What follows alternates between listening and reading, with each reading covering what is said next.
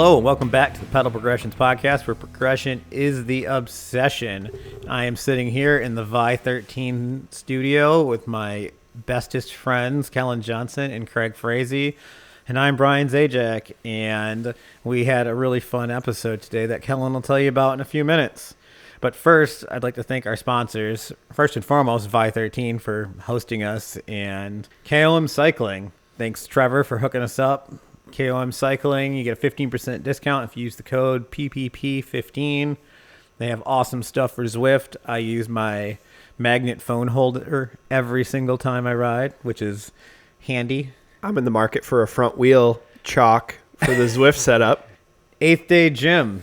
Get in there, sweat. The new High Rocks classes are awesome, and they're super intense and definitely simulate a mountain bike type race. Building Blocks, foundationinc.org, providing speech for underserved populations in the Grand Rapids area, just helping bridge the gaps that the overrun school systems can't take care of all on their own. There's definitely a shortage out there. Please check out the website and donate. And then last but not least, the Glen Gravel Ramble in Alma reached out, and it is similar to the pedals ride, the ALS ride that we did, where it is not a race. It's a timed fun fondo style ride. There's 3 different lengths. There's a 53, a 31, and a 10, so literally one for everyone. And with your entry, you get $20 towards different breweries and restaurants in the town of Alma to help promote Alma. So it's a pretty sweet event. Check it out on Bike Reg. You can also look them up on Instagram. Craig, why don't you talk about some other great events? Well, I hope you're sitting down and buckle up because this list is long. It may be the middle of winter, but boy, oh boy, mountain biking activities and mountain bike events are sure heating up. So, first of all, we have Brian's birthday biking event. Every year, we go somewhere indoors and ride those things called dirt jumpers. I think last year it was at Joyride 150. This year, it's going to be at Ray's, January 23rd to 25th. So obviously riding both of those days, and then afterwards we'll be hanging out, getting some blueberry beers out at Fathead Brewing. Yep. And pierogi burgers. Pierogi burgers. You heard it here first. So keep an eye out for that. More information will be on our social media pages. I think we've got a hotel already picked out. Hilton Garden Inn by the airport. Boom. Come stay. Hot tub. Ride some DJs. Give Brian a high five. January 26th at 5:30, Cannon Township is hosting a town hall meeting. Now, at 5:30, that is going to be the portion of the meeting where they present plans or gauge community feedback for a paved pump track. What can you do? You can show the heck up. Storm in there. Don't storm in there. Peacefully walk in and tell them you're a mountain biker and show your support for a paved pump track in Cannon Township. Once again, that's January 26th at 5:30. So they'll be presenting the proposal, and the more people we can have there showing support, the more likely it is to happen. The following day is the WMMBA meeting, the annual WMMBA meeting, where Dan, the president, goes through kind of the year in review and then what's ahead for West Michigan's trails and trail system. So that will be held at City Brewing, January 27th, and formally it starts at 6:30. But please, please, please come there a little bit early. Come say hi to us. We will be live emceeing the event. I think starting off with some live podcasts, shorter form, maybe 5-10 minutes, just asking some interesting people in the crowd to come up and chat with us for a bit, but then we'll be handing it off to Dan to give the presentation that he does so eloquently every year. February 7th, there is a Red Bull Hardline watch party going down 7 p.m. at Biked. So Evolve Trail Co. has partnered up with Biked, and they're going to be hosting a watch party where we can all get together, cheer Jackson Goldstone and Asa Vermette on, because, boy, the race sure came down to them last year. Sam Hill. Yeah. As long as we can keep those Kiwi lines away from Jackson Goldstone, I think Asa has a good shot this year. But once again, that's 7 p.m., February 7th. There will be a couple giveaway items, and then P3 is going to be giving away a custom jersey as well. That's a hot ticket item, folks. You better show up. Hope you guys are all hanging in there. Kellen, tell us about our social media. You can check us out on Instagram at pedal_progression_podcast. Our merch store is in the link in the description. Check all that stuff out. We'd love to see all that on you. You can also email the show at pedalprogressions@gmail.com. We love to hear from you. If you have any suggestions for guests or any questions, put them in the email. I'd love to hear from you. So without further ado, we had Dan Frayer on, who is the president of the West Michigan Mountain Bike Alliance. We jumped all over in this podcast. We talked about many things. Some of my highlights of this one were we started the interview off with talking about boy band hits for riding music. Then we talked about pissing off pimps while riding bikes. We also learned that if you want to build bike trails but not do any of the hard work of actually building them, you become the president. We talk about the hard decisions to close a trail or remove a feature due to certain circumstances. We talk about getting crushed by 80-year-olds playing pickleball. We also talk about loopholes to getting away with events without asking permission. And then finally, we talk about the complicated process of how trails get their actual names. So without further ado, here is Dan Frayer.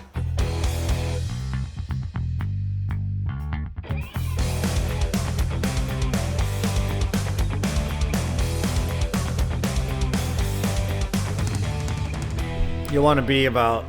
Well, you've done that. You did this at the WMMBA meeting, right? I did. That one, I was nervous because I'm watching the stream of people come in for a presentation that I have to do. Yeah. And like you guys are asking super engaging questions and I'm like, I was stressed. That's sensory overload if I've ever heard it. Dude, it's that meeting is a little bit of a pressure cooker. Like it's showcase everything from the year. Expectations of it are really high and So I think the donors really appreciate that meeting. And I don't know, how many years have you been running it? So I got engaged with WMMBA 2020, elected to the board 2022, and then at the 22 annual meeting, so 23, 24, 25, and then this year, I've been on the microphone. Was that the Creston Brian Doctor one, the 22? The one where we did the general election where they just did a whole bunch of people all at once. We did it there again. It was super expensive. Yeah. And we had to pre-buy beer and commit to so much food and so many people and then pay for the space. Didn't make any sense. So I went and just sat down with Ed and I was like, I need more than anything, I just need event space. That's it.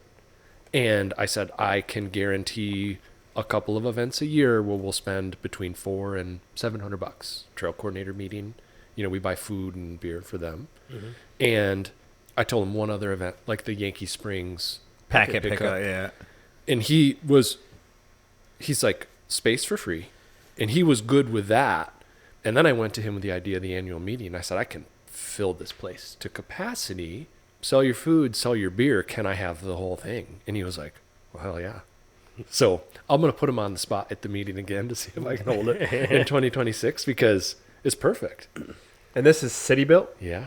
City Built Brewing. I have some ideas I'll run by you later about how I kind of envision the meeting going as far as our part involved in it. Okay. So I'm open. I'd simplify it, but make it more accessible to people outside of the meeting as well. When you pitched that idea, I was like, wasn't at all what I was thinking, and it was awesome.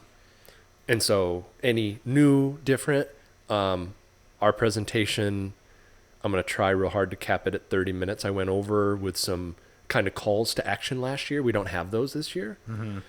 So sub 30 minutes for me, if possible. I might try to get 2 other people presenting, but if it's too big of a pain in the ass to switch mics, then I'll just be me. We've got 6 mics, so it's not a big deal. That's right. To, I like, forgot we got those lapel mics now. Yeah. We can And you wire get to up look 6 like people. Britney Spears. Yeah, we'll probably make you look like Britney. Oh no, over the ear. Oh, shit. Boy Yeah. band. Yeah. Hands free. I love Britney Spears. I want to see some NSYNC. Bye, bye, bye.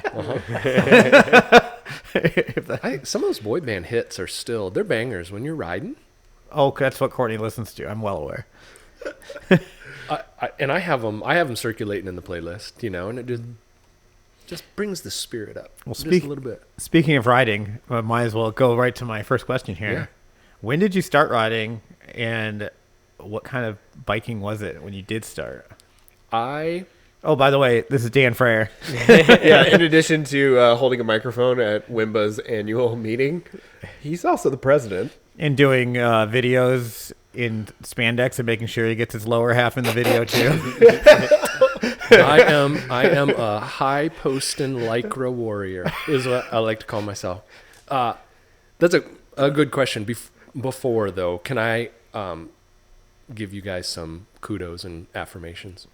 Sure. Yeah. This podcast for me is one of my favorites. I think something that you guys do super well for West Michigan mountain biking and beyond when you're talking to a wide range of people is you do a nice job of capturing not just, the super duper bike nerd stuff, but like you're having conversations, everything from motorcycles to pickleball to CrossFit and how you accomplish it with the questions that you ask and where you take those conversations. I think it's something, if you guys don't know or don't recognize how good it is for the mountain bike community, I think just to give you guys kudos and affirmations for that.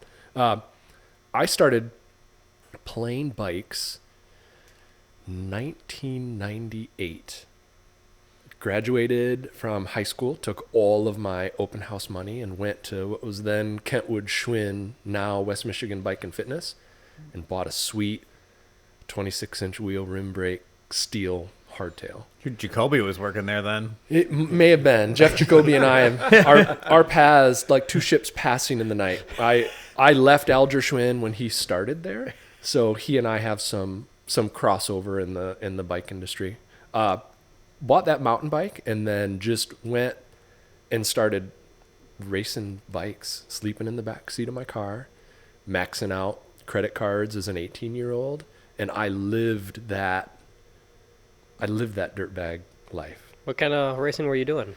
XC. It was Tailwind Fun Promotions? It was Tailwind and Fun Promotions both. When Cannonsburg ski area was 4 miles, Pando was less than 4-mile trail. But it sucked. It was big time. It was all and you still see some of it. They're just classic, straight up, straight down. They laid those courses out to just make it grueling and spectator friendly. And from there, it's just been, a wild ride, a journey in the bike space for, do some math here, 2026, 90, 28 years. I've been engaged with it and have not lost any of my love or passion for the sport or riding, not even a little bit. You and I would have been age class together too. It's possible. Could we have Raised. rubbed literal bar ends right back then? Could we have rubbed bar ends at an XC race or two? Possibly. Okay. Definitely did the whole Fun Promotions thing and then like the Yankee time trial and stuff. So Brian, you were downhill dual slalom. I was your everything. jam. I was king of the mountain back then. That's what when like we'd do the Norber races, I would do the King of the Mountain event. So I'd do all the events in the same 2 days. I would always try to catch a ride with the downhill and the dual slalom guys because they had better sponsors and better dollars and could get, they didn't have to sleep in their car. They were able to be, in Boyne Resort, where you could hang out in the hot tub after the race and do all. And so I would catch a ride with those guys as much as I could. Skid contest down the grassy hill when there's a little bit of dew on it. You see all those old school mountain bike videos that you see, or those props BMX videos of just how rowdy and unruly the bike racing culture was, and it is 100% true and accurate. Of that experience was real and it was awesome. We had a pimp call the cops on us I was with the Chicago free ride guys, and me and another guy rode our bikes off the roof of the Motel 6 off of Sprinkle Road in Kalamazoo, or Super 8, whatever that thing. I think it's a Motel 6. But there was a bunch of prostitutes working like down the way, and they were like crappy with us. So then we got really unruly, and like the front desk person came over and started yelling at us. And we were doing trials on the beds and like on the dressers in the rooms. I don't know if that sentence has ever been said before. Well, there might have been a couple of them in there, but the cops called on me by a pimp. I don't think has ever been said. That's incredible. Did you do the D2 series races at what was then Maple Hill, that downhill run there before they made that Chris awesome trail Kring doing the high gear racing races. Yeah, I love that trail. It was rowdy. Like people got effed up in that rock garden. There were remnants of it still when Spectrum was building Maple Hill when I lived in Kalamazoo. And when they talked about putting the trail there, I was pretty excited because the elevation at that spot is interesting. And with the paved trail that runs up the middle, it's a pretty cool. Maple Hill's a cool spot. For everyone that doesn't know and does know Maple Hill, the downhill trail was on the park side over by the beach. You'd go to the end of the road and park, and then you go up towards the power lines. There's a pretty steep hill back there. And then on the top of it, there are power lines, and there's a dual slalom course up there that was built in the field up there that was pretty wild for a while, too. Like city backed or... I don't think so. No. It just showed up one day. Well, I mean, they were real downhill events. Like, wow. Towards the end, I think I had to have a license to do them. I had no idea. Right in our backyard. Yeah, because that series was like Searchmont, Marquette Mountain, Kalamazoo, Indiana, and then somewhere in Illinois, I think.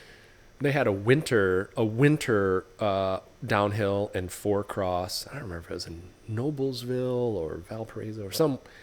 I tagged along for that one, and this is before studded tires. You studded your own tires and just rode a too small 26-inch hardtail, called it a dual slalom bike, put on a bunch of BMX equipment, and just went down the ski hill. I've got some pictures from that. Yep. Stupid, so stupid. Marquette did that too, and that's a steep mountain if you've never like snowboarded there. Like when you ride up on a bike, you kind of snake your way up, but when you go straight down it, it's real steep.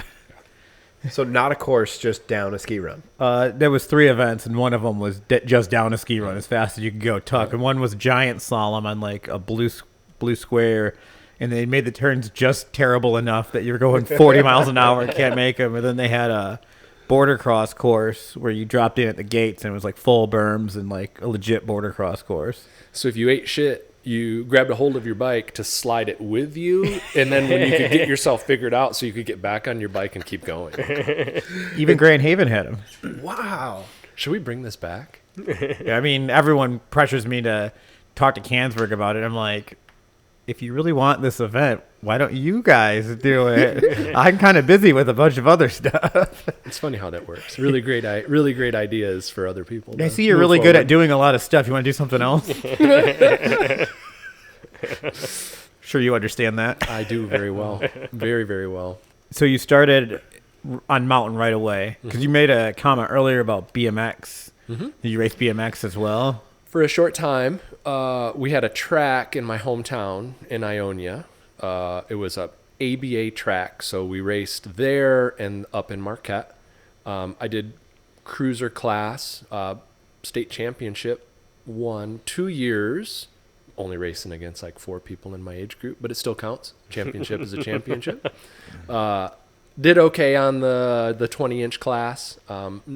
Did a little bit of indoor, but like a lot of my athletic pursuits, I could never quite make the jump. And XC, expert level, never could bridge up to the elite pro. BMX was successful at the state level, but once I'd go to Indiana or anywhere out of state, I was not even qualifying for the mains. And so kind of hung that up. I was a little tall, not necessarily built for it, but loved it. Cool experience. I think a lot of my mountain bike handling skills and confidence going fast on the downhill stuff comes from that. Yeah. So what is it about mountain biking that set its hooks in you and keeps you coming back? I always love to scratch at people and figure out sort of what their why is behind the sport that we chose that's expensive, difficult, a high chance of danger. There's a lot going against it. On the other, it's expensive. On the other side of it, there's nothing else that is better for your mental, physical health, connection to nature, solitude, or with, like Brian's story, going to a race or a bike trip or a group ride with a bunch of friends where you can just make it as competitive as you want, sit around a parking lot afterwards, talking trash, or just having that camaraderie. For me, the sport of cycling, everything cool and awesome in my life ties back to a bike. Everything from the most meaningful relationships that I have. I mean, I met my wife working at a bike shop, to where I am now in some of my volunteer efforts, or just, I'm 45 years old, still. What's it like? I'm going to be there in like 2 weeks. Still fit and healthy and excited to get out in the woods. And so I can't think of any other sport or activity that could offer that kind of.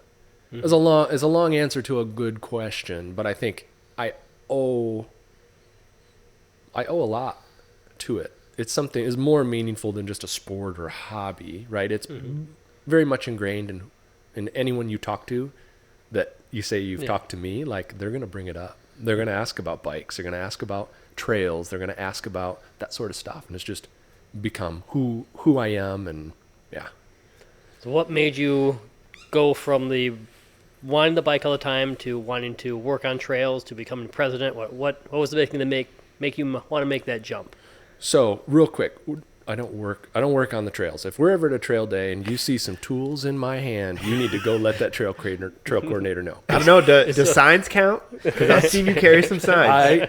The grunt work. If it's if I got a weed whacker or a chainsaw or some signage, right? We're good there. If you see me talking about any of that technical stuff, it's not for me. I don't know. I don't build trails. But when I got engaged with WMMBA at a pretty high level and started to concentrate all of my volunteer efforts into trails in West Michigan specifically, I wanted to give back, kind of with Craig's question, everything that I have that's cool, and I need to pay it forward. I've been playing bikes and having a blast for 20 plus years. I didn't do jack shit for trails. I didn't do anything for the community. I didn't promote any events. I was just living the life and having all of the fun.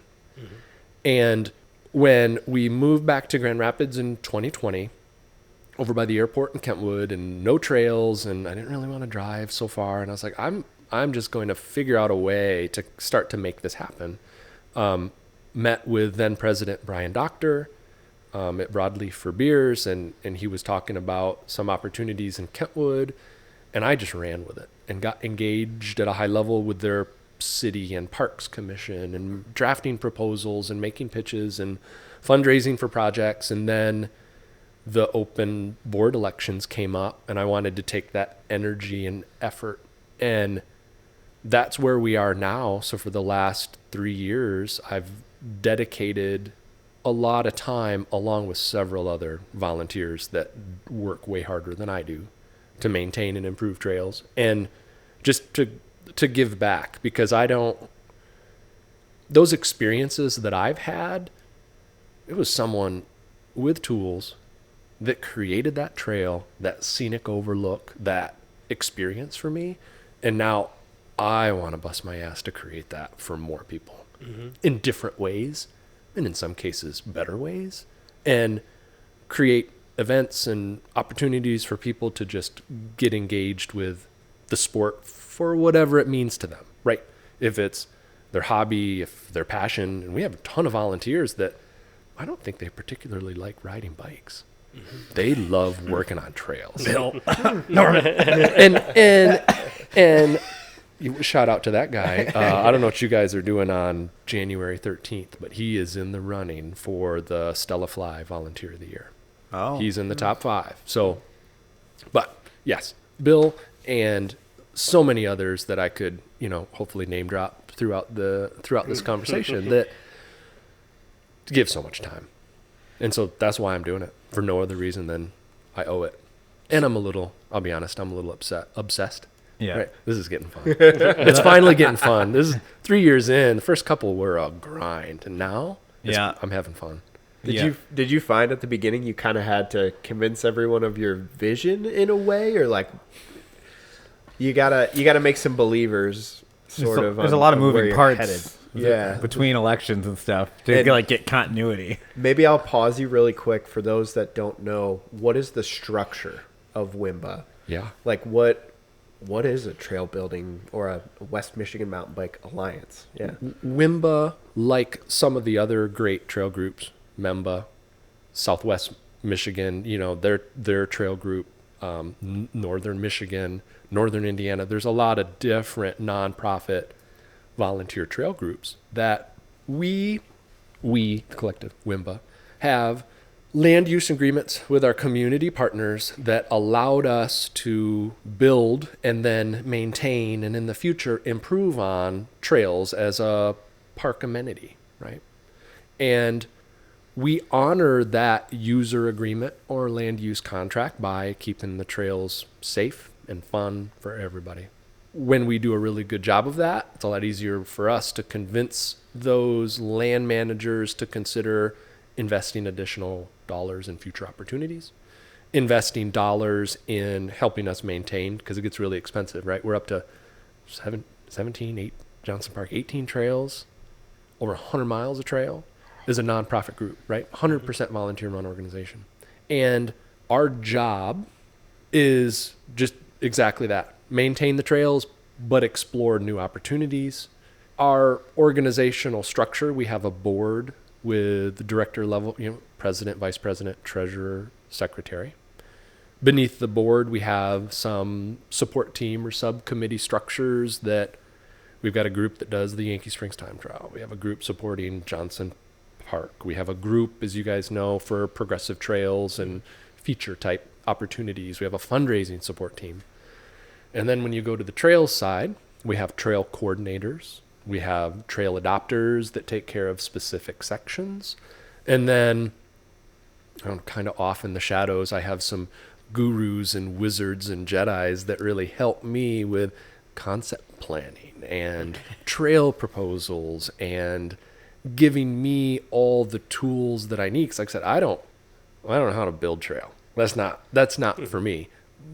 But show me a space where there's potential for one, and I've got some incredibly knowledgeable folks behind the scenes that will help me with site feasibility, give me some ideas, and then I can go before a city commission or a parks commission and share an idea to make their parks better and have more trails for all of us.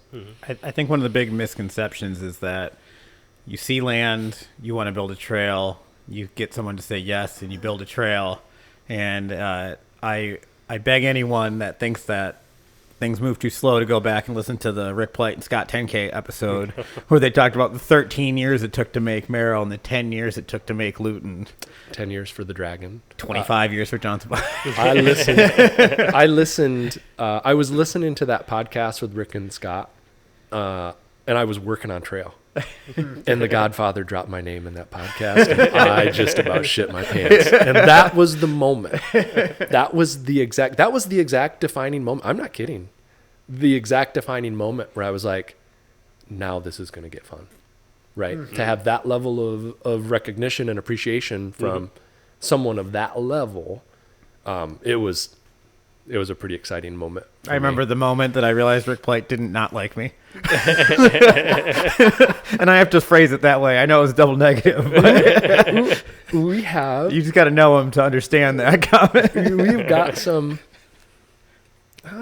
grumpy dudes in our volunteer.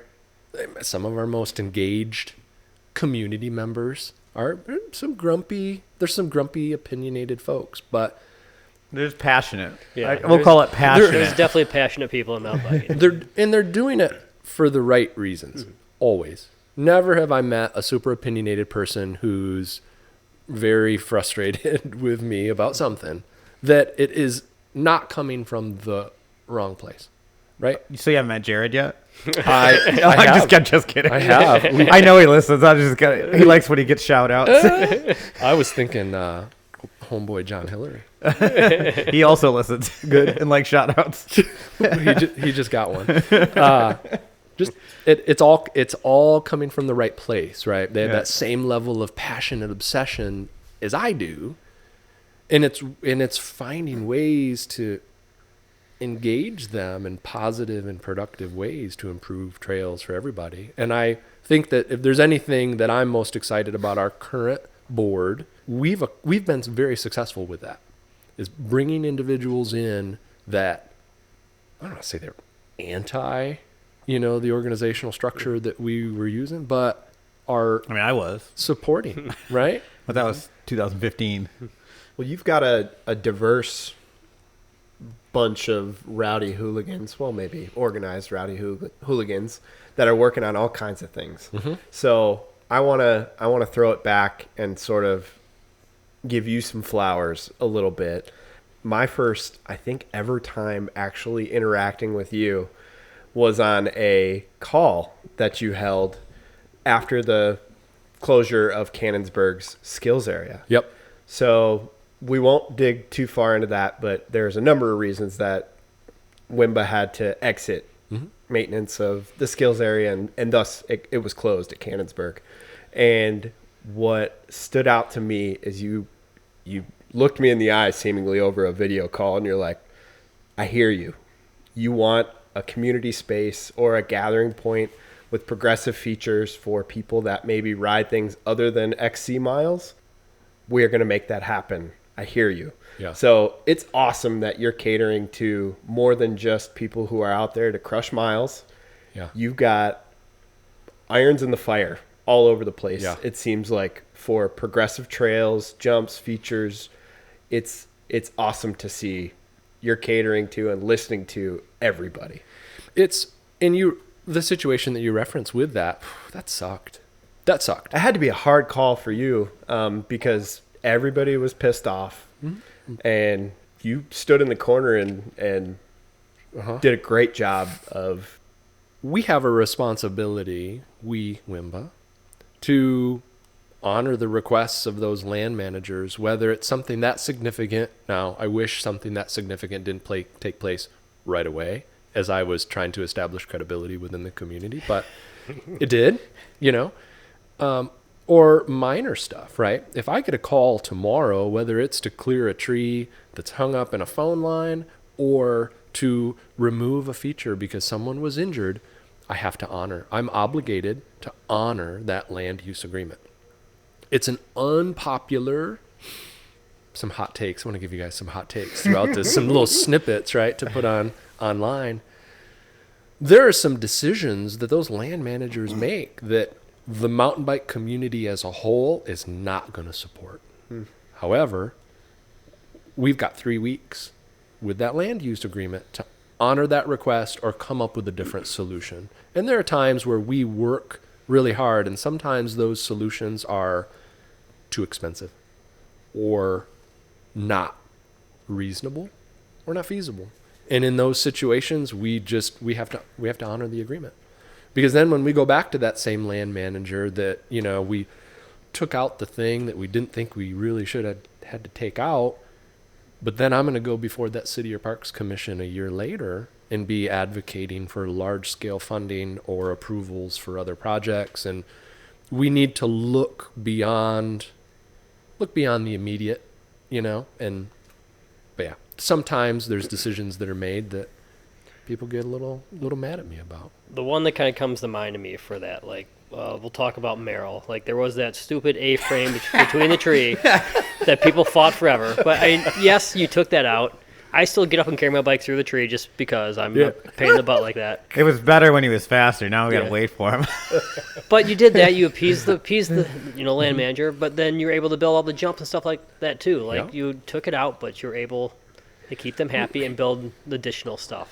Thank God that was before me. There are so many things that be like, hey, that's what's cool about being a volunteer. Yeah. Like, I don't really throw previous leadership under the bus all the time. I was like, that was nothing to do with me, man. I wasn't even here. That was somebody else. So that little weird janky wood bridge, there's another hot take. That thing, well, I have no idea.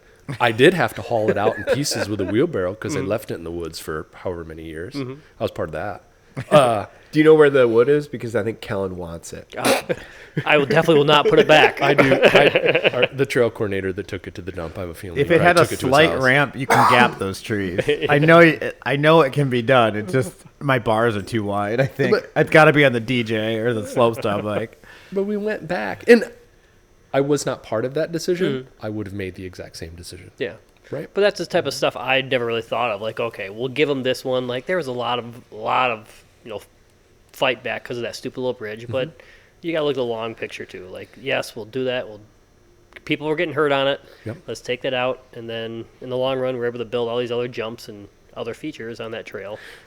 With the Winalda conversion, and when we visited with the Plainfield Fire and Rescue and did site visits and talked about where we were going to put the features and how it related to the evac routes, and really, I don't want to say pushing the limits isn't the right word, but just gradually moving the needle, right? A really good example was the work that our Progressive Trails support team with Justin Simpson and Sheer Outdoors did out at Perrin Flow Lines. Continuation, Brian, of the work that you did out there, pushing that further.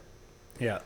To now, those were the things that I was pointing at when we were talking about adding a ton of features at Johnson Park.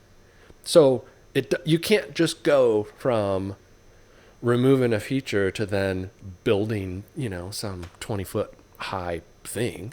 We have to go gradual with land manager approval, and now we're in a position where there's going to be some pretty interesting, what I think to be, I'm not going to ride, I'm just going to stick to the berms and the flow trail. I'm going to ride around that stuff, but there's going to be some really exciting and interesting things that we're able to do with land manager approval and financial support to pull it off. That is, I think, a little longer range thinking for the sport, for the community. If you want to know more about the WMMBA's plans, there is a meeting on January 27th at City Built Brewing at 6:30. Get there early to get a good seat. And on that note, I think it's enough Wimba talk. Yeah, let's move on. Love it. This is awful serious for a Pedal Progressions podcast. So here's my going deep. I got a good question. Oh, you got a question for us? I do. I've thought about this one. We spent a lot of time on our winter vacation at a piano bar. You are on an epic ride. All of your closest friends and Pedal Progressions guests. You all go to the dive bar after, and it's karaoke time. You have no choice. You have to sing. What is your song, and what Pedal Progressions podcast guest do you invite for the duet? There's no option. There's no workaround. You have to do it. We're individually just one of us bringing one person up, or all three of us in one person? You, Brian, have to pick a song and a Pedal Progressions podcast guest to do the duet with you. What's the song and who's the guest? Oh my. That's a tough question. That would involve me having a duet that I could pull out of my memory banks right now. What's that one song where all they say is tequila? Because that's mine. Then who's the guest? Who's the podcast guest you bring up to sing it with you? Jeff? Jeff. Jeff Jacoby? Probably, yeah. I think I would do Gangnam Style with Jenny Acker That would be good. and Jill together. Three piece. Craig, how about you? I think Hotel California. Eagles, good. Lauren? That would be fun to watch. Give me a second. I think I got to go Trevor and Josh. All right. Just because I think that would be a fun watch and listen. It's a good window into someone's Johnny Cash with Rick Plate. self. Oh yeah. I hurt myself today. My first thought was, which song has the least amount of words I have to sing? You don't like singing, No, Colin? I'm not a singer. Anyone knows me, I'm not a singer. I don't dance. I'm the one standing in the corner in weddings watching everyone. So you made a good choice then. With Yeah. just the chorus that you know. And, Yep, and you watch, we enjoy watching karaoke and they're just, reading the thing and you're like, did they think about the song that they've chosen? Is this the first time? I do think it's ironic that the guy that doesn't drink is going to do the drinking song. If you wanted like an honest song for me, the one I could probably memorize and know pretty well is a lot of like Linkin Park songs. Like I grew up Yeah. listening to Linkin Park, All and right. probably something like that. You're good with the new lead singer or no? Nah, no. All right. I'm more the old stuff. But She does a good job. she does a good job. There's nothing wrong with it. I just like the old I stuff. just don't like the new music Yeah. that they wrote with her. Okay. Like the old music's so much better. Yeah. So is Lincoln Park? What's your guys' trail ride play? It's against mountain bike etiquette to listen with headphones when you Oh. ride, but I do it all the time. I got a take on this too. Yeah. What do you listen to when you ride? What a lot of people don't know about me is I'm a heavy metal guy. I listen to a lot of heavy metal stuff like that, but I don't wear headphones. I have a little, I think Knox Gear makes it, but it's called the 39G. It weighs 39 grams. It's literally a magnetic speaker. I stick it right here next to my shoulder. So it's 6 inches from my ear, and I'm the only one who can hear it. Like, I ride with Brian all the time, and I'm listening to music, and he has no idea me listening to music, but nothing's in my ear. I can hear everything around, and me and Brian still are talking. Sounds like Yeah. Me and Brian are still talking, but I actually hear music, and Brian can't, and he's right in front of me. Like, that would be my take. If you're going to get a speaker, don't get the big boom box, stick it in your water bottle. The whole trail hears it. Like, get a little one that you can put right next to your ear and still hear everything around you, too. So heavy metal, like top 40 heavy, like System of a Down, Tool, or like metal. Oh, I'm more of a As I Lay Dying, In Flames, stuff like that. I listen to stuff like that all the time. Harder stuff. Craig, how about you? What's your playlist? So I'll give a two-part answer here. When I used to live not in Michigan and had a long, like hour-long climb, it was always just a podcast. So it was something like Joe Rogan Experience, or maybe a bunch of the comedians all have podcasts. So I'd put that in on a fire road and then just grind. But now this wonderful company called Shocks has these bone conduction headphones. I don't know if you've seen them. I just got a pair. They're awesome. They do not put anything in your ear canal. And they work. My mom, actually, she's a speech pathologist, and I'm sure Courtney could reference the same thing. But the way they work is they have little motors, and they're vibrating essentially the bones in the side of your head that travel all the way back to your ears. So like that little hammer and drum that's on the inside of your ear, it's activating that without really producing any sound that's going to prevent you from hearing your surrounding.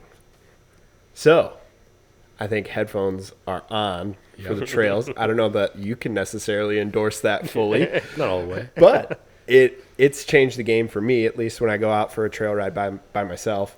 I throw on Spotify. There's this mix called Big Booty Mixes.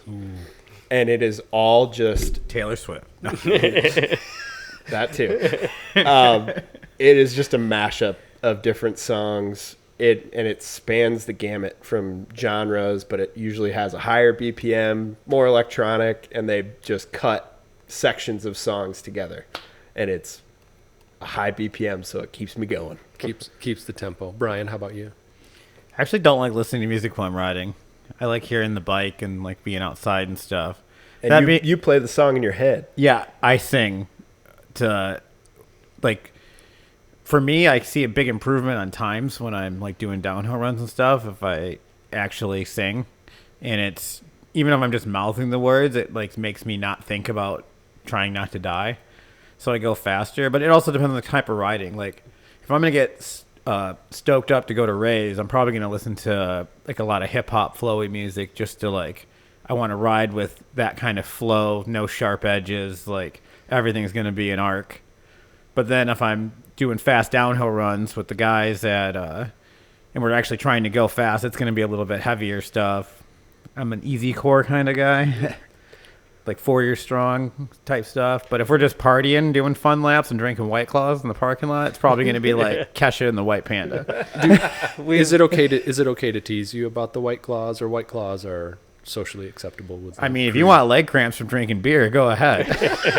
If we have a little extra cash, it's high noons. What's the other one that they have sometimes at the ski hill for Taco Tuesday? Long drink. No, that one's pretty Oh, tasty. Sun Cruiser is what you're thinking of. That one's a tea. Is it? Yeah. I didn't try it. They're all pretty good. All right, you're not going to escape this. Our karaoke question. Yeah. I'm going to take it down, flip it, reverse it, Yep. turn it back on you, but you got to pick a board member. Can I pick a board member and a trail coordinator at the same time? Ooh, Yeah. we would love that. It's your question. Board member. Oh, song first. So between two. The first, Vanilla Ice, Ice Ice Baby, because I know it. You got the hair for it. I know it, and I can do it well. But I've also seen a couple of times where the crowd gets pretty hyped behind that old, I think it's originally a Bob Dylan song, and then Old Crow Medicine Show, and then the Hootie and the Blowfish Guy, Wagon Wheel. So Ice Ice Baby or Wagon Wheel. One of those two. Board member, I'm going to pick Justin Simpson. Really? I thought it was gonna be a Brian Davis. I'm picking Justin Simpson. James. Jane. Oh, he would be good too. Justin Simpson. Just because sometimes, it's fun to see him be a little bit uncomfortable. If I could pick a trail coordinator, without doubt, no questions, hands down, Wu-Tang Willie Parker. I would bring him up. He has. It'd be like the Ramones or something. He has a you would know. He has a super eclectic taste in music and loves punk. And Yeah. I just like to see him just get rowdy with me in front of a crowd of people. If I could pick one of your podcast guests, You're gonna have a choir before you're done here. Craig Geetson. Oh, he'd be a good one. Yeah. He does sing well too. Awesome. I play with him at the bike shop sometimes, and he usually takes care of vocals and harmonica. I enjoyed his episode a bunch. So that I would say that's the most underrated one. Like, it doesn't have the listens of a lot of the other ones, but there's so many good Easter eggs in that. That it's worth listening. That's usually the one I point to. If someone's like, "Which one should I listen to?" I'm like, check out this one. This kind of embodies the vibe of the show pretty good. Yeah. But circling back to something you said earlier. Yeah. You said you've done 3 years of advocate volunteering and stuff, and you did 25 years of just having fun. Yeah. I want to hear some fun stories. Traveling. So I did XC, BMX, some collegiate road. Probably the most fun and the most memorable bike race stories I have was in the early 2000s when the 12 and 24 hour endurance races were the thing. They were big, like gravel is big. And to go to Boyne and northern Wisconsin and snowshoe and be out in the woods in the middle of the night where your light burns out, and the only way for you to get back out of the woods is try to catch a wheel with somebody like Mark Hendershot and that's your only way you're going to get out of the woods. Or other stories with, racing road, and Doesn't have to be on the bike. It could be at the race or riding. It could be on the trail. It could be ripping the back of your shorts out. It could be pooping your pants. I've been there. 24 hours of 9 Mile. And it is 3 or 4 a.m. And I would travel with a mechanic and usually a support crew of 2. My mechanic, Brian Yost, dear friend, went to all of the races with me and made sure, because I had a few bikes, and he kept me moving. And I did crap my pants. And it was, I'm 200 miles in at this point. And to go and have to explain to him, like, dude, we got to figure this out. And he just looked at me. He didn't even faze him. And we just figured it out, and I kept going. Who was the person that carried toilet paper in their down tube as part of their bike kit? Me. That's who it was. I knew it was one of you. It's not. It's in my bag, but yeah. Those are some of the stories. The relationships, though, coming back to, what I love about the sport so much is that traveling from, enjoying that really grueling and uncomfortable experience that is a bike race, and to be able to share that with people and be able to tell stories after.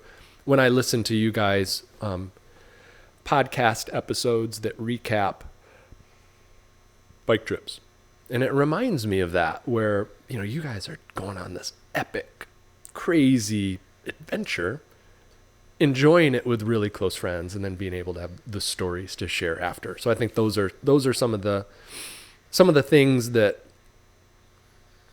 opportunities that I have had multiple times over. Like, I really couldn't pinpoint. They're all wild and epic. And Where's the coolest place you've been with all your traveling? recently, just last summer, I took a bike trip to, shortly after you guys took the trip to the Pacific Northwest, I went to Bellingham Oh, that's a good one. and rode, my friend Daryl lives on Galbraith Mountain.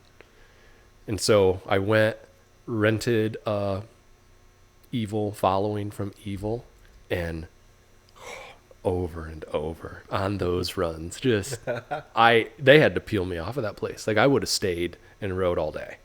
So fun. Up the fire road, pick the crazy, gnarly, fun downhill. And that was a big game changer for me, to see a different style of riding and opportunity. I'd been to Breckenridge, snowshoe, all the cool stuff we have around here, right? You can't really compare the Dragon and Palmer Woods and DTE to some of that stuff, but I don't think it's that far off. There's not a lot of spots that have epic 20 to 40 mile trails with features and jumps and flow, and we're pretty lucky and spoiled that way. But Bellingham, Galbraith Mountain was probably the top. And that climb isn't terrible either. Like, for like an out west mountain place, I would say that is about as easy as climb as you're gonna get for the trails that you get to go down. And there's quite a few climb trails dedicated up. 3 little piggies. Yep. I stayed on the fire road because I wanted to keep going back to, is it Blue Ribbon? The newer one? Either that or it might be Blue Steel. Blue Steel is Transition's gigantic jump line. Yeah. Isn't that the I took Look a on picture. Zoolander? I took a selfie by that one. I didn't get on that thing. The signs, all the warning signs. The Blue Ribbon was the one where it's pure blue flow. I mean, it had some jumps, but you could fly on that stuff. And I just went over and over and over. And that's not, like Brian was saying, it's not a terrible climb to just lap that and really get to know every rock, every route, every little pump and jump. I'm happy you had an amazing time out there. That place is just, it's special. Yeah. And they got just so many trails and incredible terrain to work with. I lived, second would probably be, so I lived in Bentonville 2010 to 2012. So this was when they were at about 80 miles a single track compared to the 240 plus that they have now. They had just started expanding into Bella Vista. It was still very much chunky XC, but you had a lot of options and a lot of pro-built trail. That would probably be my second. And that's where I'm kind of torn between planning a trip in June, trying to decide if I want to go back to PNW or NWA. A super secret place that you'd probably like that's off the radar is probably Spokane. Okay. Easy fly in, fly out. Beacon Hill is pretty epic. You get a lot of there's some serious stuff there, but there's also a bunch of just fun stuff. And what they do a really good job of incorporating in is once you get comfortable in rock rolls become your favorite thing to do for a while. And they have literally all sizes, like anything from waist high to 3 stories. And they'll put them in, there's whole trails of XC type rock roll, XC bridge rock roll. And you just work your way down. And it's not a ton of elevation, but that's pretty fun. Some of the downhill drops that I came up on, because I had long travel bike that I never ride with a dropper post. So I felt pretty comfortable just point and shoot and just hit it. By long travel, you mean 120 millimeters in the rear. 140. 140. The following is, oh, is it 140 now? I don't know. There's one. They got two of them. They got a 120 and a 140. But there was some, if I was already leaning back and carrying speed and it was a drop at a speed that there were a couple of times where I, grabbed the shit, stop, waited, like, how do I do this?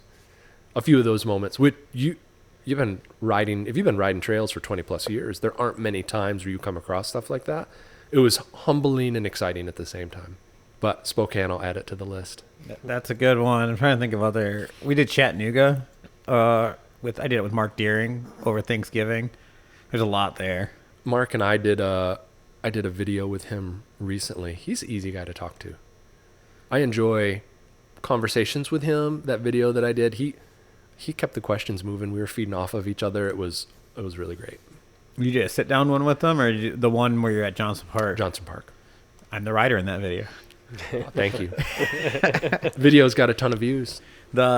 He just did a video with David Brower right there. And then we did a couple more segments of the Dragon preview that we've been working on. Sweet. So I think sections 4 and 5, 3 and 4. Okay. 3 and 4 come out. It'd probably be next week. Those are great resources for tackling that whole trail system. Can be intimidating to some. So you guys are doing a really nice job with putting that content together. I think it's a super helpful. We're not doing tool. it quick. No rush. It's a little glacial. You got jobs and you got hobbies, and then you've got the stuff that you guys are doing for fun. It can be, you got to manage the time, right, and take it for yourself sometimes. I'm tagged in one of the videos and it says section 4 preview coming soon. I looked at the date and it was like June 25th or something like that. It was before we went and worked on the skills park up there. Soon is relative. Yeah. Things don't move quick always in the mountain biking world. Yep. And it takes it's not easy to get up there. It's a hike. Yeah. It's worth the drive. Mm-hmm. Some of the best summer rides that I had last year, taking a trip up there and I'm yet to, and one of my goals for this summer, I want to ride one, but stop at every scenic overlook. Mm-hmm. Haven't done that yet. I'm just flying and chasing the Strava personal best. So I've been trying to get that 3-hour mark, and I'm like 3:05, 3:06, 3:09. I'm at 3:15 is as fast as I've gotten it. So if you've gotten down to 3:05, that's cooking. Yeah, but then you see like some of the other times they're like 2:55. You're like, what the hell? To get 3 hours, it's 15.2 miles an hour. It's a little bit, you've got to play the mind games and pacing too. You got to have a plan because the Dragon, every section is not the same. Yeah. And if you go depending which direction and out of which park and you burn your matches early, you're going to be in some trouble getting into some of those where it's just hill after hill after hill. And if your legs are trashed, it's going to suck for you. Yeah. I usually start at Adventures Base Camp. And I'll start with the hills going towards Sandy Beach. Get rid of those right out of the gate. Yeah. Just get them done. Yeah. Last year, Craig went up for the first time, and Kellen, Craig, and I rode. We got dropped off by the Dragon Wagon up at the top of Section 7 and rode all the way back, and that was a pretty good time. Mm-hmm. I got to ride a real cross-country bike. And it was... I see why it exists. They're so fast. They're so fast, so light, so efficient. You're not bouncing all over the place. You don't have bars that are sitting like 800 centimeters. Oh, you still ride those? Yeah. Suddenly it made a lot of sense though. It was awesome. I think it was a Cannondale Scalpel. Mm-hmm. Yeah. And it did have a lefty on it. Ooh. No, he's got a pike, I think, on it. Yeah. Or no, right. the Fox, because I tuned it for him. It Yeah. was the 34. But did you? You're correct. Did you clip in? I've been clipped in for a while. Good. And every time we go to raise and I'm on a flats again, it is like I'm trying to learn how to do Superman's. The bike just goes away. It's terrifying. I'll lure you to the dark side of XC. Come on. It's okay. It's safe here. It's much safer. He always clips in. Yep. Callan and I are the holdouts. Yep, I won't clip in. my son and I make an annual trip to Rays when we do our winter break from school, and then we go to Kalahari after. That's a really fun spot. Didn't know what to expect of it the first time I went was like 3 years ago. Hadn't checked it out before. Fun pump tracks and stuff that I'm just rolling over, but you see kids getting wild and crazy there. It's a cool spot. Yeah. So with the new year starting, what are you looking forward to most with the new year? That's a really good question. So I balance a lot of my time between dad life, right? My son plays a lot of different sports, spending time with wife. So family first, stuff we've got looking forward to there. Winter break in February, going to Florida with a family trip. And then we have spring break adventures, travel plans. Summer, when school gets out, ride some more. Where in Florida are you going? My mother-in-law lives in Punta Gorda, so not far from Fort Myers. Yeah, most of the really good XC stuff is farther north, but it's deceivingly really good. I go, and it's pickleball. That's all we do for the whole time. That's what I did yesterday. How was it? Tuesday nights. I haven't played in like a year. Oh, we're playing on Tuesday nights up at All In the indoor place. It was good. I'm a little rusty. Does it get pretty competitive? Yeah, I'd say it's 3.5-ish. I would. 3.5 is what? I have no idea what that That's means. the rating system. Oh. It's the duper, Kellen. Out of what? 5, 10? 5+. 5 plus what? It depends. Like 5 is like would be like an elite mountain bike rider, but then there's like you go 5+ is like your like sponsored players and stuff. Gotcha. People getting paid to play. Gotcha. But then you have the absolute sleepers, the super old people that they can hardly move side to side. Right? They don't have no speed, and they just mess with you because they know how to hit every angle and every shot. And talk about mountain biking is not the great equalizer. If I go out and ride with someone who is far less experienced or far more experienced than I am, we're not going to have a shared experience, especially not a shared experience with elements of anything competitive. But pickleball, this can be the first time you play. And within a half hour, I think it's one of the more accessible games where you're going to be able at least to play and have some fun. But it's also a game where, I played tennis in college, going head to head, with 80-year-old people on spring break and crushing the ball. I am sweating and hitting the ball as hard as I can, and I cannot beat these elderly people, and it drives me insane. In my head, it's easy. Just don't hit it to them. But I know it doesn't work that way. No, they can somehow cover a lot of ground. They can all play both-handed. It's magic. It's magic. I don't know how they do it. I'm so excited we got to talk about pickleball because I've listened to a couple podcasts, folding laundry. It's like, I want to be there talking to these guys about pickleball. Craig and I played for quite a bit for a while. Yeah, there was a summer there where it was like a weekly thing. For the record, Canonsburg said on the cement that we could put lines with tape and bring nets and play. So on Taco Tuesdays, we just haven't actually done it. It's one of those things where this year we were busy because the studio was there, and there's just no way. Like, by the time we ride, or if a lot of the time these guys would get there late because it's traffic and busy, and get there, do the podcast, and then usually the after podcast goes another hour, and then we go home. There's just no way to play, but it's pretty well lit, and we just need to. I think that'd be a cool ad for that spot because there's a lot of different stuff out. They just added disc golf this summer, like as a trial, and then add pickleball, mountain biking, just more cool stuff there. It'd be awesome. I would give it a few weeks before Canonsburg would buy their own nets. And like start, $5 for a league or. What did we figure out? 5 courts could fit? Something like that. 5 or 6 courts fit there without like really being on top of each other. Yeah, they're definitely going to put lines on that and get some nets. I guarantee it. I feel like, is this going to become the Pickleball Progressions podcast eventually? That's one of the P's in P3. Oh, it will be P4. Yeah, P4. you guys would probably reach you'd get a bigger audience. Are there pickleball podcasts? Probably. There has to be. There's a podcast for everything. I'm going to look it up on the drive home. The hard thing is to find like good podcasts. It's not the ones they suggest to you typically. It's really hard to break the algorithm thing. Like surprisingly, we've gotten a ton of traction recently out of nowhere. I like to think it's because my Zwift name is Pedal Progressions Podcast, and at least every ride I get someone's like, "Oh, I'm going to tune into the pod." Well, cheers, mate. It's high quality. It's high quality stuff. It's engaging, interesting interviews, and you guys have a great social media reach. You're inviting interesting guests. It's fun to listen to. I think that could be a lot of what's driving it. The other piece is your engagement in community events. Getting out there and participating in that stuff. I mean, a huge supporter of the trail group, right? With Richmond Ruckus? That was fun. An annual meeting. That was phenomenal. That event.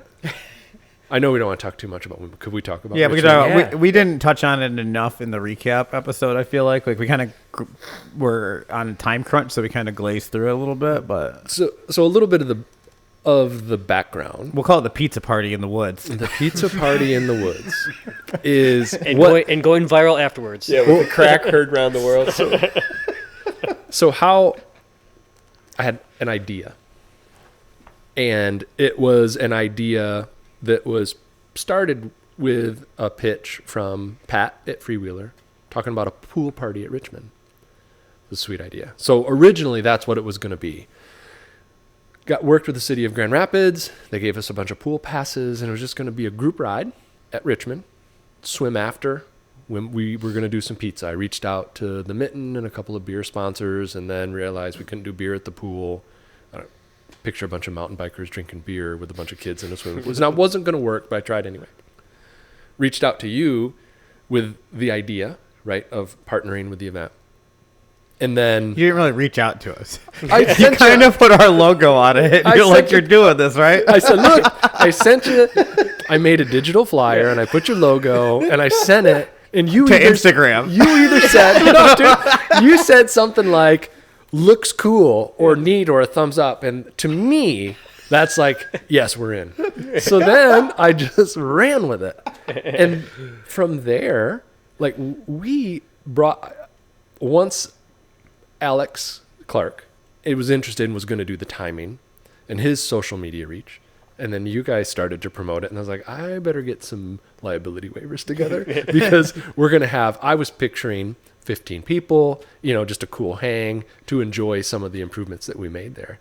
And then it went crazy to where we pulled up waivers. I had to pull some old Yankee Springs time trial number plates because we had to wait to organize this. You guys are emceeing it. Alex is doing the timing. 50 people show up. I think in total, close to 100 people on the hill.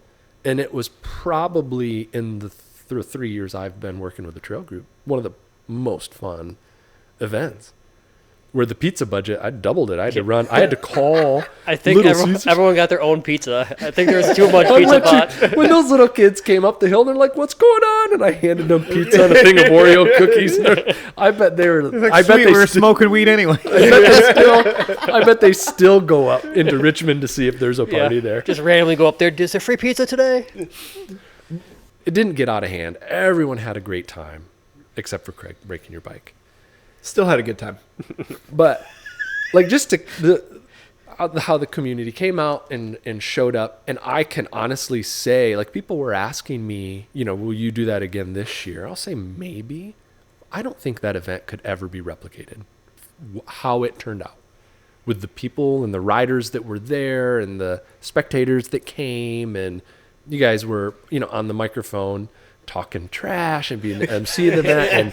And Justin made the prizes and Freewheeler donated some stuff for the raffle. Just all of it. It was just super, super fun, super cool. And maybe we'll do it again. Maybe we'll do a variation of something different. I don't know what we've got. And you got to throw in, we got 11 million views from the thing 11 and a half. At the event. We got 11 million views on the event. Went viral afterwards. A lot of views for that. We have, I found with our with our stuff that we post for the trail group, normally 2,500 ish. We're pretty good with feedback, engagement, emails, questions. When we post a video or something that goes 5,000 to 10,000, handful of emails, questions, a lot more engagement required. We've been doing a pretty significant, I don't call it a media tour, but we've been doing a bunch for Johnson Park. Podcasts, M Live. I don't know if you guys saw Kevin Allen on Wood TV 8 this morning. I shared it. Thank you. Those are getting 50 to 100,000 views. And people are asking great questions, and their level of awareness of just mountain bike trails in general it's pretty cool. So I don't know what would happen if we got our stuff up over 1 million. I wish there's part of it when I saw that I was like, we should have tagged Richmond or tagged City of GR or tagged Paddle Wimba. progressions. Missed opportunities. Craig I didn't take the video. could have tagged you in it. Yeah. Did afterwards. I haven't seen $1, and I don't think Alex has either. No? Really? Which is kind of a crazy. It has to be over a certain amount of time. I think it's Yeah. just under it. Yeah. That's a bummer. Yeah. Should have panned back to us with our shocked reactions a little longer. Yeah. Our faces are not flattering in that. These Craig's apparently. I learned that on the recap show. It was fun to watch. I spend a lot of time riding behind some of the riders that do some of the more advanced stuff, but to watch some of those, what's his name? You had him on just Trevor? recently. Trevor. Watching him ride and how he was positioning his body over some of those jumps and how he was handling the bike. I mean, he's a highly skilled athlete, right? Very talented rider. But to watch it right in front of you was... You should see Lauren. Was she there? He Lauren DeYoung. We had him on. He was like World Cup qualified and stuff. And we all went up to Highlands together, and there's like a hierarchy when you ride downhill. Like everyone kind of knows their spot in line, except for the kid that died. Except for that kid, but the rest of us know our like hierarchy in line. And Craig and I are pretty close to the same speed, and we'd watch Lauren for one turn and he's gone, and then we'd have Trevor in our sights for like the next two, and then he'd be gone, and you're like, well, sweet. It's just us talking down the hill, singing karaoke. I didn't realize how spectator friendly Richmond was to be able to see, because you could see him coming straight, have great sight lines, but just watching him where everyone was standing kind of at that middle point, and just there were some of the jumps that I thought you guys were only supposed to gap one of the things, and this dude was gapping two of them, and he is sailing through the air going 30 miles an hour. Fun. So fun to watch. Yeah, hopefully we can do some more stuff like that. I'd love to rip up the top of Winalda Trail 3 through those berms. Just get a ripper through there, because I mean, I've ridden all three of the runs, and I've done them without pedaling and without brakes both. Clearing everything, no problem. And then the berms are good enough. There's the 180 berm at the end of 3 that's a little butt puckery. But after that, like, if you can make that one, you don't have to touch the brakes before or after it. And like I've tested it at starting from Flintstoning, running with the bike, and I've started it like full sprint, and you can still no brake it if you can rip the corner. I call those oh shit berms, because I'm like, oh shit. Because once you're in it and you've committed, right, and you've hit the apex of the turn, you're not grabbing a handful of brake at that point. It's what you're in God's hands at that point. And I've found myself, DTE has one, the Dragon has one, and then 2, Manhattan Park. If I can carry enough speed into that one at the bottom, and if you misjudge that and go high side, you're going into the prickers. I will come up with a digital flyer tonight for an event idea and just put your logo. Are we at the level now at this point where are we there? Can I just Post it on stuff and put it out and hope? It turned out awesome. I have an idea. for an event. I just came up with it. So let me wanna- get to work tonight. Do you want to break the news here, or you need time to workshop? I got to ask some permissions first. Not like the bootleg. We just go and do it. But Nimba like jumped all over it this year. I mean, there was points in the afternoon that I'm like, we're getting arrested. Like there's people up on like the hill taking pictures, and I'm like, I don't know who these guys are, and they're not with our group. So, and they're like up on the sand dune taking pictures of us where we're not supposed to be, and we didn't ask to be. Land manager permission for large scale. You go above, I think above 25 bodies. You should have it. You should. You should. But I'm not going to. We have 87 racers, Yeah, and racers a couple hundred spectators. That's a lot of people. Yeah, it was. I'd be nervous. We ran the event. We got it in and out real quick. We supported the local businesses, and this side of the hill couldn't be happier, where the other side couldn't have been more dicks. What a dichotomy. Yeah. Do you think there's another venue closer to this side of town to pull something like that off? When I say pull it off, I mean appropriate channels. Land manager permission, draw 100 bodies, participants, 200 total with spectators. It would be tough. All right. Even like when we used to do the extreme country race at Canonsburg, we could get the first year it was probably 50 people, and it kind of dropped down every year. Like it didn't quite get the same traction that bootleg did for whatever reason. Bootleg is free. You bring a bike part, right, or a donation, and thing. so was the extreme country race. Mm-hmm. Yeah, I think that's so important for the community building aspect. No, that's how we get away with no waivers. that is It's not an event. That is a loophole. Correct. It is. I've utilized that a couple of times for some underground cyclocross events when I lived down south. But I've talked to Mitch about doing like he does the DTE enduro down on the east side of the state, and I did mention that there are, with the way that our trails work in both directions, there are 2-day enduro options that we could do here as well. Canonsburg and state game area, but I mean you can't have events in state game area. Well, you can. Can't wait for that phone call. There's definitely I've never seen an event there ever in my life. But yeah, Canonsburg, Merrill, Richmond. We tried to do, I want to say it was right when Courtney and I got together, we tried to do like a 2-day fun combined times at a bunch of different places. Little enduro thing before enduro was a thing, actually, because I think it was like, I don't know, 2010. What's that DTE event draws? Someone told me they draw 450 participants. Do you think it gets that many? I can see that. The year I participated, for sure. I know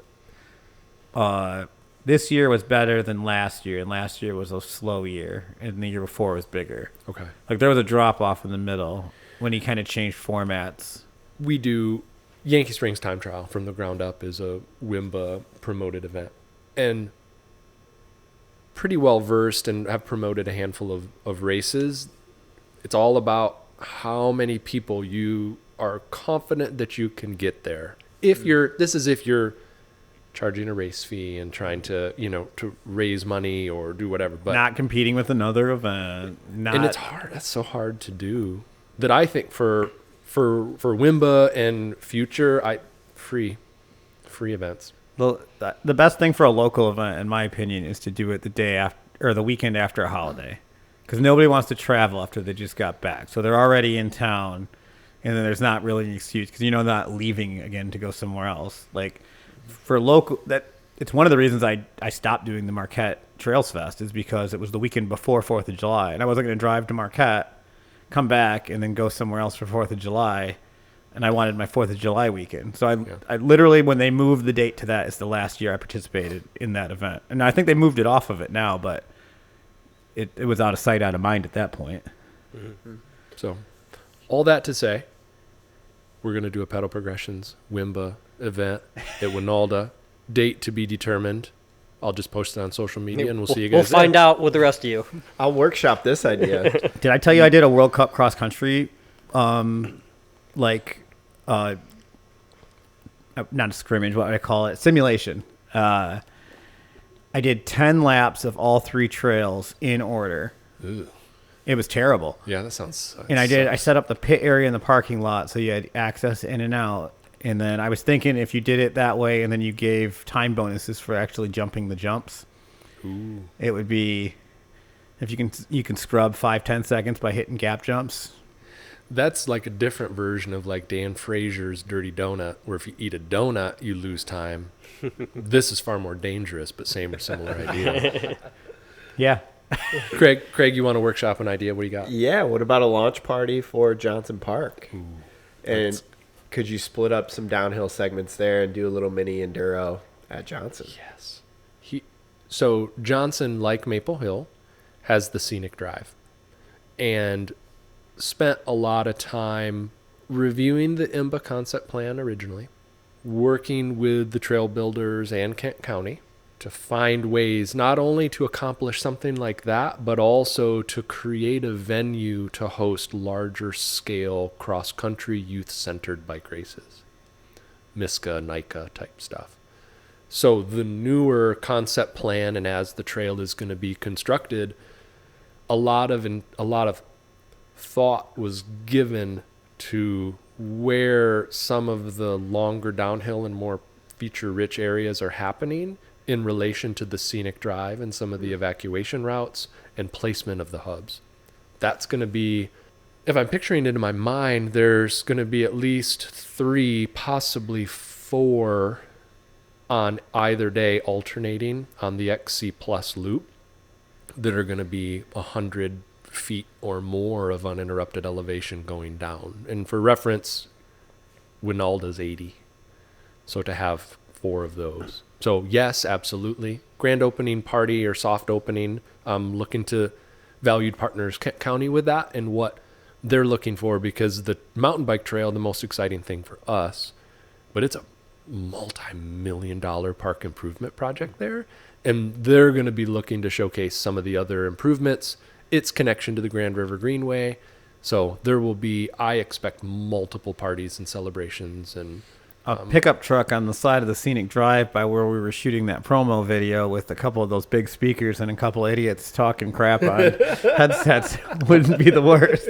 that was Will they be fully closed? Is the question. I was pretty sure it was Keith Hall from the grilling company who came out and leaf blew the trail for the filming for some of that promo. And those promo videos that we did for that fundraising campaign, wildly successful. So have the trails been named yet? And what do we have to do to get our name on a trail? We don't have any money. So yeah. How many free events do we get on promo? Or I know. You got to go like at the underground with the signage that we put up and just put your sticker on it. I know someone that does that, but with flyers. Yeah, you put our sticker on stuff anyway. We logo, digital flyers, Brian. Come on, this is just how we work.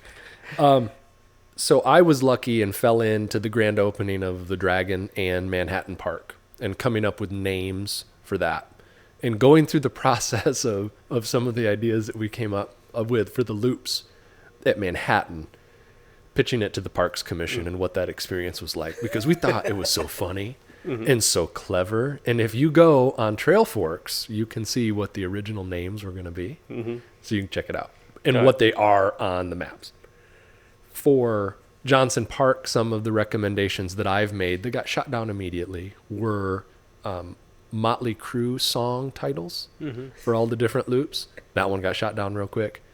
And then... Do these trail names have to go through a full committee before they become name, or who knows? Segments don't. No. Yes and no. This trail, Johnson Park, is going to be... It's going to create a snowball for future trail development in West Michigan and beyond. Urban location, accessibility, fully funded, professionally built. There's not going to be anything else like it around. There's going to be a lot of eyeballs, and expectations are high, as they should be. So I think there will be a lot of oversight, conversation, really careful considerations to every aspect, from kiosk to signage design to feature placement to concept planning, layout, maintenance plan, everything.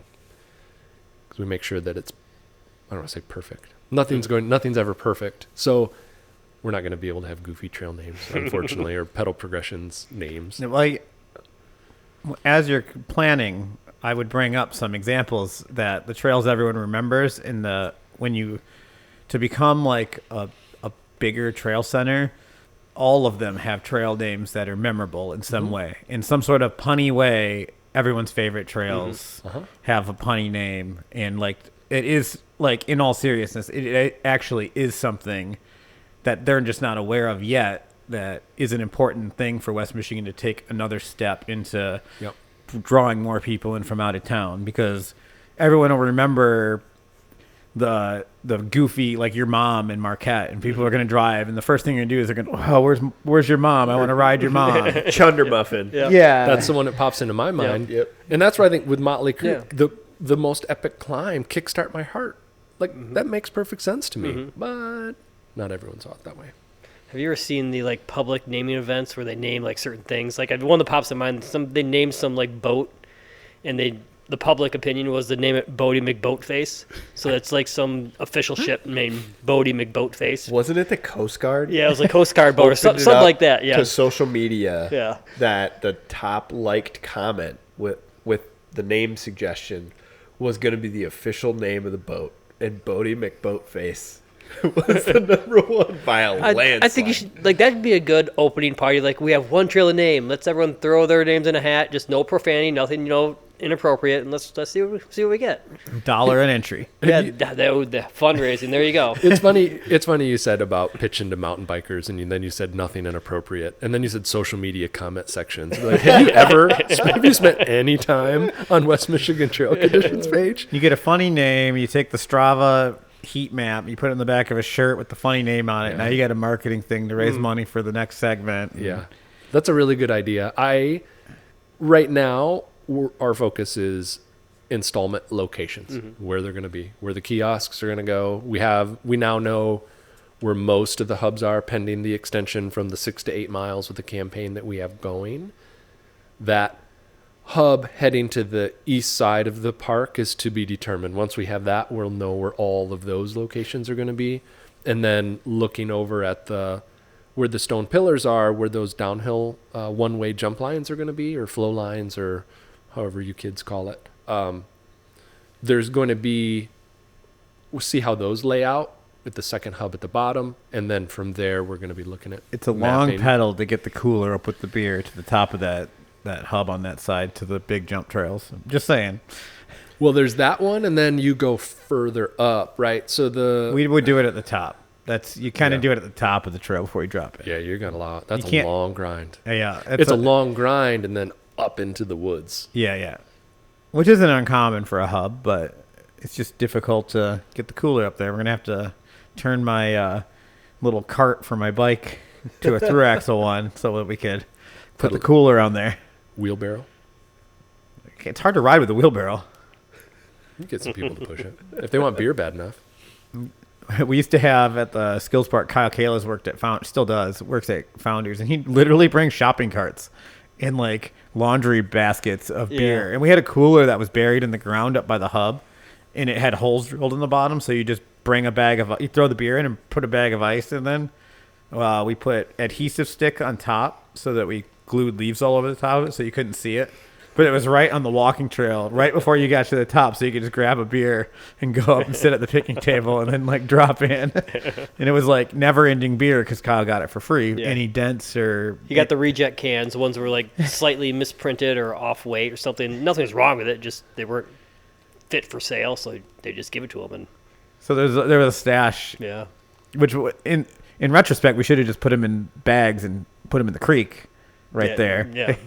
But... Imagine some 16-year-old kid finding that. Wouldn't that have been your favorite day as a 16-year-old kid? It would have been the epic day. So many questions would go through your mind with a shopping cart full of beer in the middle of the mountain bike trail. Does this belong to a homeless person? This belongs to me now. It's a beer ferry. Do you take it out of the woods? Do you leave it there? Do you tell your friends? Well, kids don't get the same satisfaction of finding a torn up, rotting nudie magazine in the woods that we used to get. So they got to have something else. They don't know. They don't know the kids these days. They don't know how easy they've got it, right? That was Specific to inappropriate media. that was gold. Like 13 years old, ripped up Playboy in the woods. Come on, you've had it for 2 weeks. It's my turn. Smells like rotting paper. These are some very visceral, specific details. Are you reliving a fond childhood moment? I think I just relived a lot of people's fond childhood memories. You're correct. You're absolutely correct. But Kellen, you wanna bring her home? Yeah. Dan, you got anything else you want to say or plug? I do.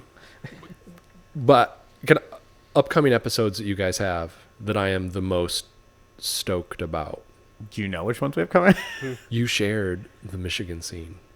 Oh, yeah, I haven't actually booked the date yet. Though. Oh, that is one I'm most excited. What other ones will I be? Do you think are you guys most excited about? I'm pretty excited about Jeff Jacobson next week.